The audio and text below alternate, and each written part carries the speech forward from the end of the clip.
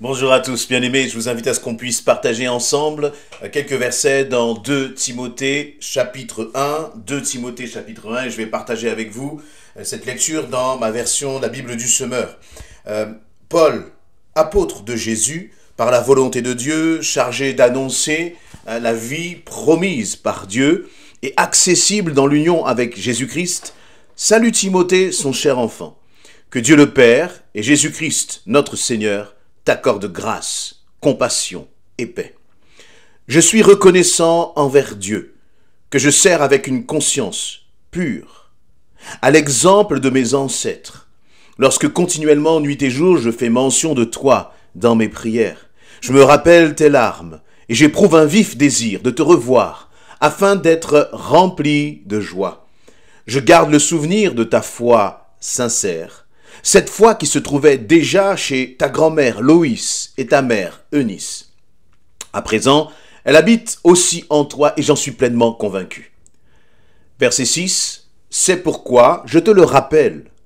Ravive le don que Dieu t'a fait dans sa grâce lorsque je t'ai imposé les mains.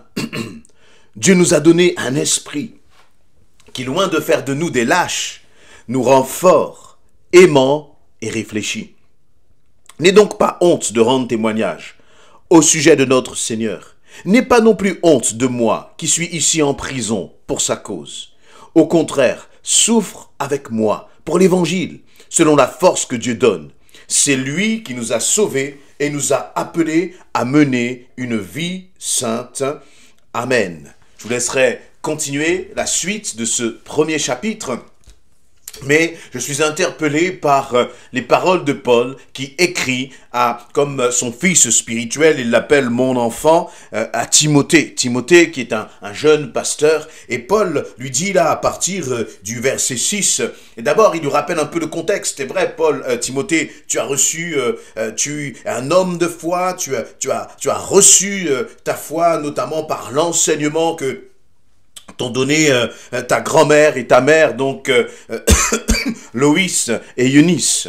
Et tu as grandi dans la foi. Et tu es un homme de foi. Il dit, cette foi, elle habite en toi, j'en suis pleinement convaincu. Maintenant, que dois-tu faire de cette foi? Que dois-tu faire de ce que le Seigneur a placé en toi? Eh bien, il va lui dire au verset 6, ravive le don que Dieu t'a fait dans sa grâce lorsque je t'ai imposé les mains. Et donc il y avait une capacité, là, lorsqu'on parle des dons dans ce sens-là, il y a une capacité surnaturelle que Timothée avait reçue, très certainement des dons de l'esprit. Et chacun de nous, nous avons reçu quelque chose du Seigneur. Alors premièrement, eh bien, nous avons reçu le salut, nous avons reçu l'éternité, nous avons donné notre vie à Christ. Le Seigneur a touché ton cœur. Mais depuis le jour où le Seigneur a touché ton cœur, depuis le jour où tu marches avec le Seigneur, où en es-tu dans cette marche? Dans le sens de raviver, lorsque Paul dit à Timothée raviver, c'est comme si quelque chose s'était un peu endormi, comme une flamme qui s'était endormie. Où est ta passion pour le Seigneur? Où est ton désir de l'aimer, de le servir, de t'engager avec lui, d'avancer avec lui, de mettre ton temps,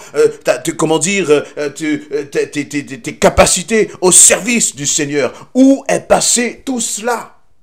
Est-ce qu'il y a en toi aussi ce besoin de raviver cela? Et là, on a l'impression que, d'après les quelques conseils que Paul va donner à Timothée, il va dire à Timothée, Dieu t'a fait grâce, c'est une grâce, tu as reçu par grâce. Toi aussi, il y a quelque chose que tu as reçu du Seigneur par grâce. Mais ce que tu as reçu par grâce, tu dois le mettre à disposition des autres. Tu dois le mettre à la disposition du royaume de Dieu. Tu ne peux pas être comme ce serviteur qui avait reçu un talent de l'argent de la part de son maître pour qu'il le puisse faire le fructifier. Et ce qu'il a fait, c'est qu'il a pris ce talent et qu'il l'a enterré. Et il ne l'a pas multiplié. Lorsque le maître est revenu, eh bien, le maître a puni justement ce serviteur. Et le Seigneur a mis quelque chose en toi. Alors déjà, ravive ta foi. Ravive ton amour pour le Seigneur. Et lorsque tu vas raviver ton amour pour le Seigneur, eh bien, le Seigneur va t'utiliser pleinement pour sa gloire. Comment raviver son amour pour le Seigneur? Là, Timothée, on sait que c'est un jeune qui servait le Seigneur.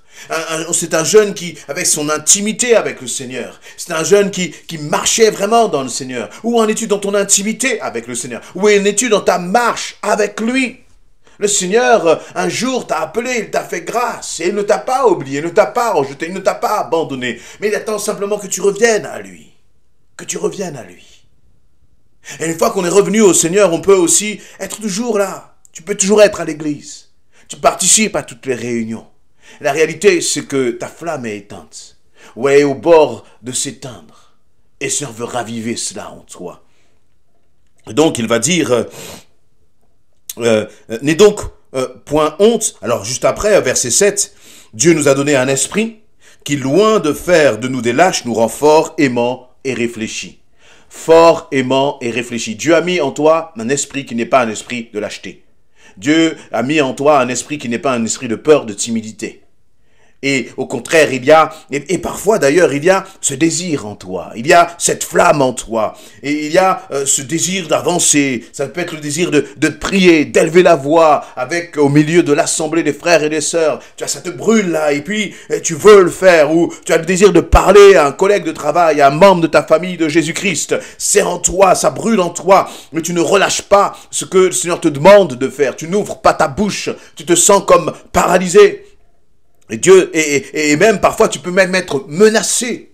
Et je crois que dans les temps de la fin que nous sommes en train de vivre, eh bien l'Église va être de plus en plus menacée. Une menace directe ou pernicieuse ou indirecte. On voit que la persécution d'ailleurs dans le monde ne cesse d'augmenter, ne cesse de croître à l'égard des chrétiens. Et dans nos pays où eh bien on a la liberté de se réunir ou autre, il y a aussi une forme de pression, mais qui est, vous voyez, qui est plus pernicieuse, mais qui est là.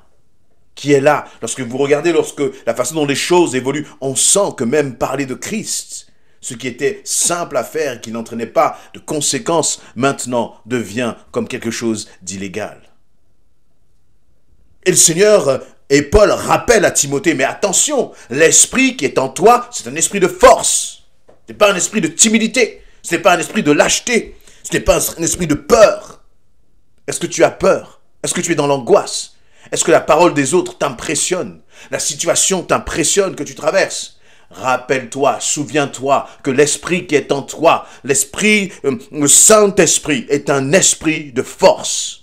Ce n'est pas un esprit qui rampe et qui a peur et qui se cache, qui se dissimule. C'est un esprit d'autorité, de puissance et de force qui est en toi.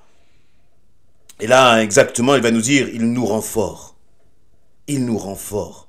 L'Esprit de Dieu te rend fort. Est-ce que tu peux proclamer cela dans ta situation là, maintenant? Dire, Seigneur, ton esprit en moi me rend fort. Et si moi je suis fort, c'est que l'autre, en fait, est faible. J'ai cru le contraire. Je me suis laissé tromper par des pensées mensongères. Mais Seigneur, je réalise en me basant sur ta parole que l'esprit qui est en moi est bien plus fort que celui qui est contre moi. Un esprit qui est aimant, il va dire aussi. Et nous avons besoin d'aimer justement les autres, d'apprendre à aimer. Au-delà, et vous voyez, et ce qui est intéressant, c'est que c'est l'esprit qui est en toi qui est aimant. Il nous rend forts, il nous rend aimants. C'est-à-dire que si tu as du mal à pardonner, si tu as de la rancune, de la colère, réalise que cette colère, cette rancune ne va pas partir par tes propres forces. Tu ne vas pas pouvoir abandonner cela par tes propres forces, mais c'est l'esprit qui est en toi qui va te donner la capacité. Attention, pour que l'esprit qui est en toi puisse aimer, il faut que toi, tu acceptes de pardonner. Il faut que toi, tu acceptes de laisser ta colère. Et si tu es d'accord pour pardonner, alors le Seigneur va te remplir d'amour là où tu pensais ne plus pouvoir aimer. Quelqu'un qui a été trahi, qui a été blessé, il peut penser qu'il ne pourra plus aimer. Mais Dieu va t'apprendre à aimer. Dieu va te redonner le goût d'aimer. Pourquoi? Parce que l'esprit qui est en toi te rend aimant. Te rend aimant. Encore une fois, il ne peut pas le faire, contre ta volonté. Mais si tu veux pardonner, et si tu commences à poser un acte de pardon, l'esprit qui est en toi va te donner la capacité d'aimer. Très souvent, lorsqu'on parle du pardon, on dit « oui, mais je n'arriverai jamais ». Oui, mais ça veut dire que tu ne crois pas que l'esprit qui est en toi est capable de te faire aimer. Il est capable, crois-le simplement. Et il nous dit ensuite « réfléchis ». Loin de faire de nous des lâches, l'esprit nous rend forts, aimants et réfléchis. J'aime cette idée de réfléchir parce que elle fait appel à cette notion de la sagesse, en fait. Si tu marches par ta chair, si tu réagis par ta chair, si tu réagis par ton caractère, eh bien tu ne réagiras pas par la sagesse. Et combien, face à des situations difficiles, nous avons besoin de tout, j'ai besoin de toute la sagesse de Dieu pour réagir selon ce que Dieu veut. Parfois, nous sommes un peu comme des pompiers pyromanes, c'est-à-dire que nous mettons le feu là où nous aurions dû être de ceux qui amenons la réconciliation, là où nous aurions dû être de ceux qui amenons la paix. Alors que l'esprit qui est en toi, c'est un esprit de sagesse. C'est un esprit qui est réfléchi, afin que toi aussi tu agisses de façon réfléchie. Non pas réflexion selon le monde, selon la réflexion de ce monde, mais réflexion basée sur ce que Dieu veut. Afin que toi tu fasses, non pas ce que tu veux, mais ce que Dieu veut.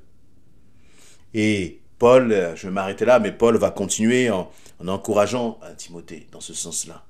C'est-à-dire, oui, c'est vrai que ça va être difficile, parce qu'après, à partir du verset 8 et 9, il va parler, en fait, il va aborder le thème de la souffrance. Il va dire au contraire, souffre avec moi pour l'évangile selon la force que Dieu donne.